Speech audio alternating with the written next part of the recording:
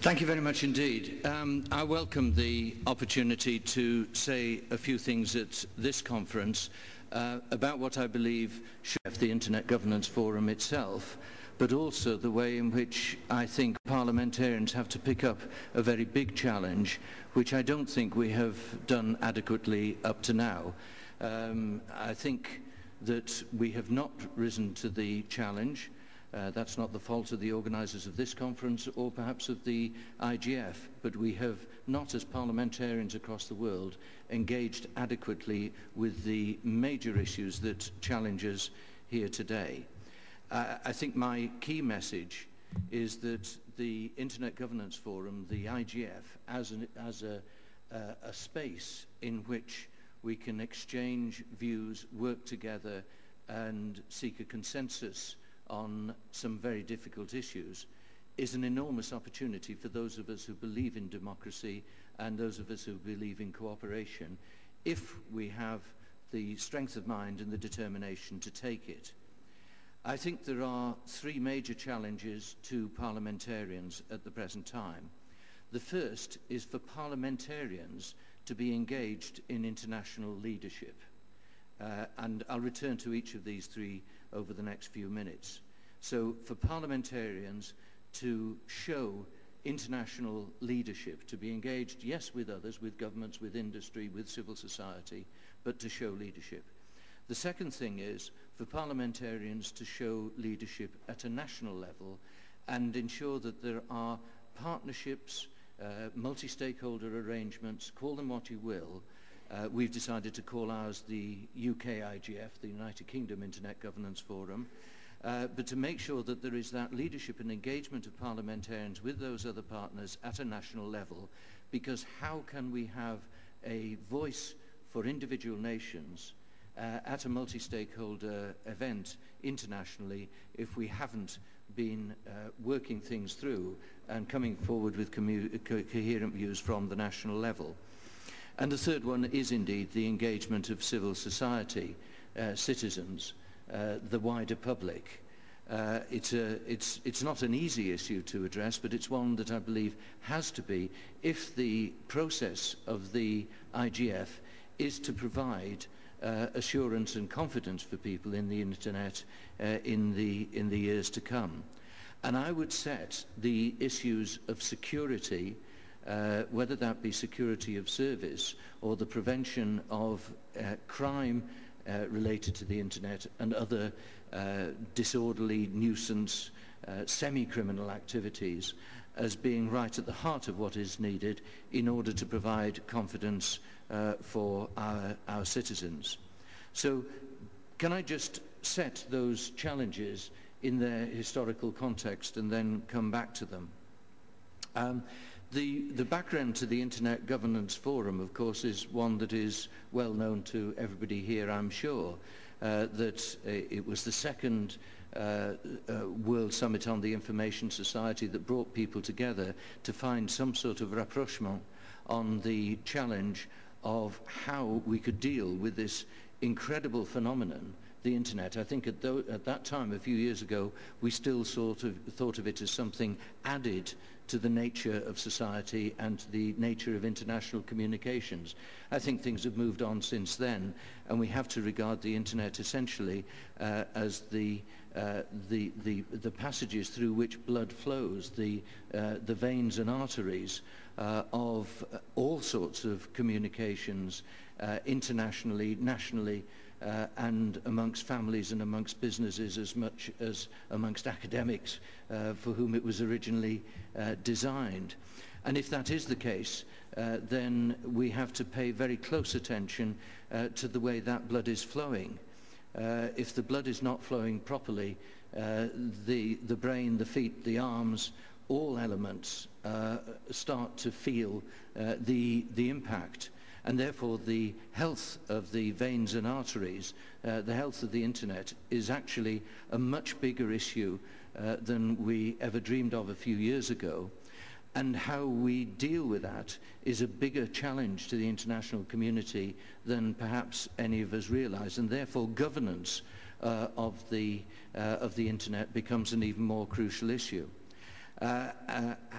what happened at the World Summit in Tunis, of course, was that there was not a complete breakdown between those who wanted to see an international bureaucracy, an agency to govern the internet, and those, including the Americans, who wanted to see nothing done and no change.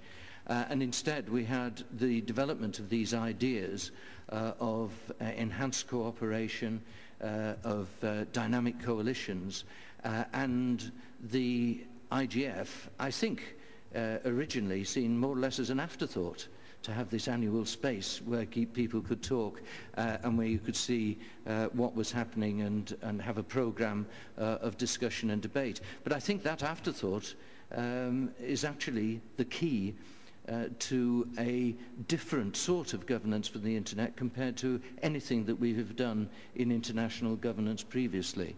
And I think it's an exciting opportunity and one that we would be very foolish to miss. I attended that event as the Minister of State at the Department of Trade and Industry, which had the lead within the UK government, and at the time also as the lead on behalf of the European Union, because it was the British presidency. And I think there were many who worried about whether this very loose sort of arrangement could work. With the events of in Mumbai last week, and the fact that many delegations have pulled out, particularly the Council of Europe and the European Commission, I think one starts to wonder about the commitment. I think both of those withdrawals from this event were wrong. Not only did it demonstrate a lack of serious engagement with the Internet Governance Forum, it demonstrated a serious lack of solidarity with India at this time, and personally I think it was wrong. And I have two very angry colleagues currently still in the UK, Lord Mackintosh, who was to have spoken at this event, and found that his ticket had been cancelled by the Council of Europe, and Malcolm Harbour, a member of the European Parliament, who along with 4 other delegates from, I know there was a French delegate, I'm not sure who the others were, found that they were unable to travel because the European Commission had decided to pull the rug. I think that was a wrong decision by the officials. I know the parliamentarians wanted to be here, and I believe that they would have added a lot to this event. Because actually what we have in the programme for the IGF this time, I think, although some elements of those programmes may not now be delivered, is actually the best attempt at dealing with things like best practice, like tackling crime and misuse of the internet, and the issues of governance that we have yet seen. And I think it's very disappointing that we will not be able to pursue all of those elements. Having said that, I think that for those of us who are here, this is still an immense opportunity. We need to make sure that the messages that come out of the event here in Hyderabad are very strong ones.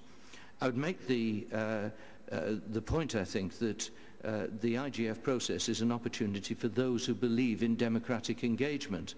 Now, democratic engagement is always more difficult than a top-down diktat.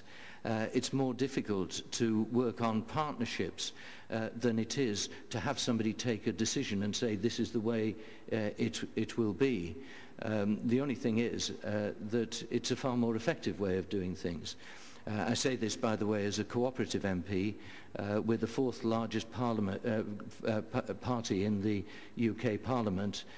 We work with the Labour Party and therefore are part of the present government. We wear 2 hats, but the principles of cooperation over the years have been demonstrated to be effective, but they are what's known in the technical jargon as bloody hard work.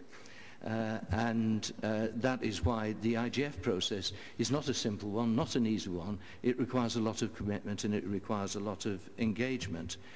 At Rio last year, the parliamentary engagement, there were 4 of us from the UK Parliament, there were 4 from the European Parliament, there were 2 from the Brazilian Parliament, and there was 1 from South Africa. I believe that those were the only parliamentarians. That's not really an adequate parliamentary engagement from across all the countries of the world.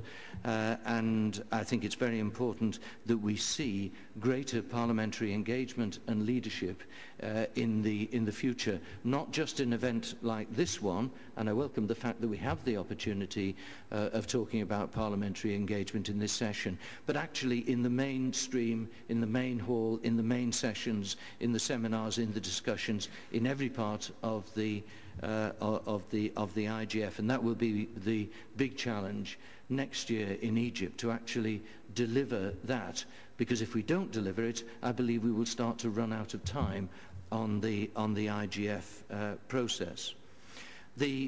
So that is the challenge of engagement at the international level.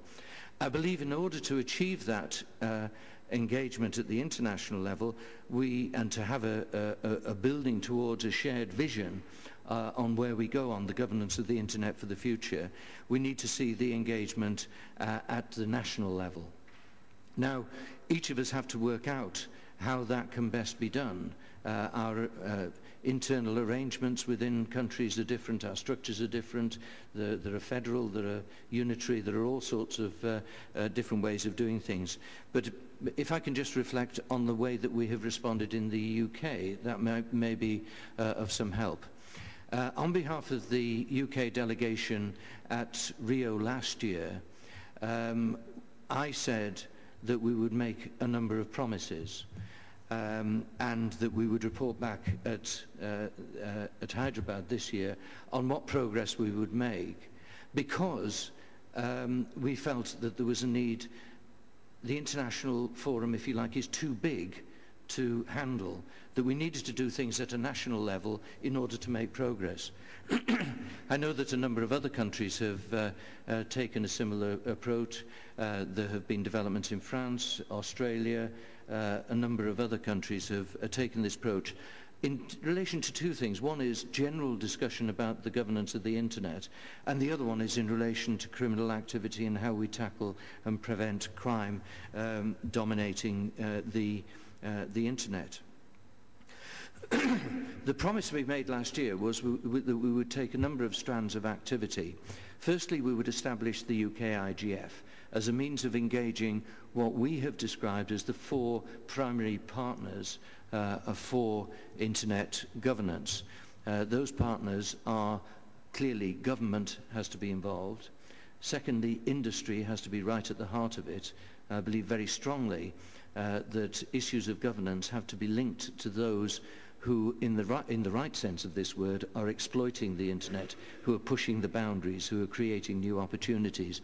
Because unless you link governance to the changing pattern, the developing pattern, the future changes in the internet, and relate our activities in relation to preventing crime to that, we will always be following behind. So we said we would establish the UK IGF. We secondly said that we would develop what we had started tentatively, which was a best practice challenge. Nominate, the not-for-profit company that deals with domain name registration in the UK, has sponsored the Nominate Best Practice Challenge. This year we launched it much earlier, in January. We took time for people to be able to apply, and we recognized a considerable number of quite remarkable initiatives, which ranged from one of our biggest international banks, who perhaps have other things on their mind just at the moment, right down to the smallest companies of perhaps just 2 or 3 employees. They included companies, they included charities and voluntary organizations, they included examples of security for customers, they included examples of enabling parents to be able to help their children engage with and be safe on the internet. there are some of the winners of those awards who will be present during the coming week, and I hope you may take the opportunity to meet them. It's not because we're saying that there is better practice in the UK than in other countries. It's just we're saying that unless we identify and share examples of best practice, we won't do what I think we all aspire to, which is to encourage people to look for the best and to build on the best and to continually make progress. The second thing that we sought to do was to engage those four partners that I've mentioned, government, business or industry, parliamentarians, across party, not just party representatives from the government, but from opposition parties as well. And our delegation here includes government and opposition representatives. Very pleased to say that Ian Taylor, they're actually visiting industries around Hyderabad at the moment. But Ian Taylor, who actually was also a minister during the Conservative administration for science and technology, is one of our delegation. So that is the second, the third element of the IGF, and the fourth is that of civil society, where we do have a lot of work to progress. There are people like John Carr, who's here this morning, who has represented the interests of children's charities and those sorts of organisations very vigorously on the international stage over many years. And I think that engagement has demonstrated the capacity of civil society to add value to what government and business, or even government, business and parliamentarians couldn't do on their own. The third thing we said that we do was to start a process of establishing a crime reduction partnership for internet-related challenges in the UK, the Internet Crime and Disorder Reduction Partnership. I was asked to get involved in e-crime, but I hasten to add that preventing it rather than being involved in it directly was the request, because I was previously a Home Office Minister and I had been Police Minister in the UK at the beginning of the Labour administration from 1997 onwards. And I've taken a great interest in the way in which we deal with the prevention of crime. The trouble is that, as Gibbon said in Decline and Fall, is my favourite quotation from literature ever: laws rarely prevent what they forbid. We pass a law, people carry on behaving, and unless you create an environment in which it's difficult for people to behave illegally, then you can pass all the laws you like, it doesn't make any difference. And during my career in opposition and then in government, I've been very much involved in trying to develop systems that reduce the likelihood of crime. So local crime reduction partnerships in the UK have been very successful in reducing crime. I can bore the pants off everybody by talking about the reduction of violent crime, on which we've been very successful in my city of Cardiff.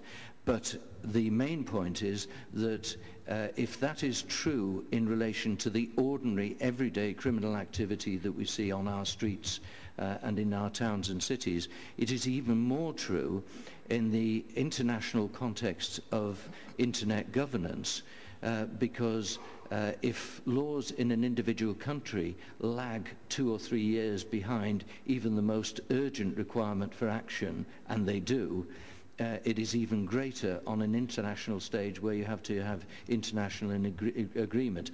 Therefore, we have to have a different, more flexible, more responsive, quicker, cleverer way of dealing with the problems. And the answer to that is a powerful partnership to prevent the activity based on the crime and disorder reduction partnerships.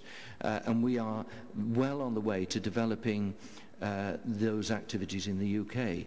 That's not as an alternative to the work of law enforcement.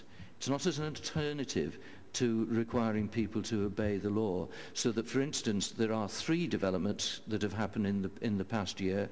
One is the decision by government to create the Central E-Crime Unit with the Metropolitan Police, supported by the Association of Chief Police Officers.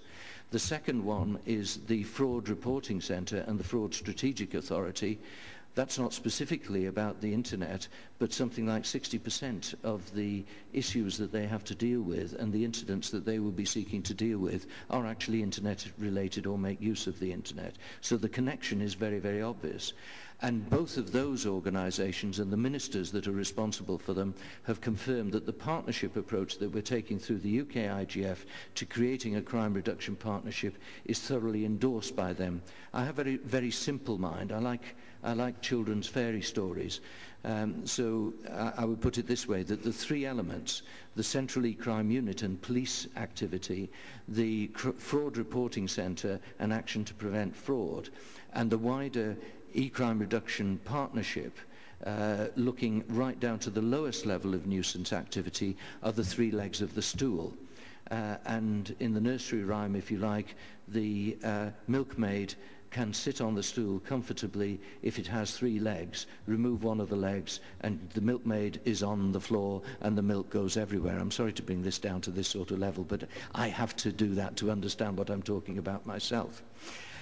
So that is the approach that we're taking, and with a new minister in place recently, Lord Carter, former director of Ofcom, former regulator in the UK, developing new policies that will come forward. We believe that this initiative will be a very strong part of the government-supported approach, but it will be owned not just by government but by the partners. Government including law enforcement, parliamentarians across party, industry and civil society.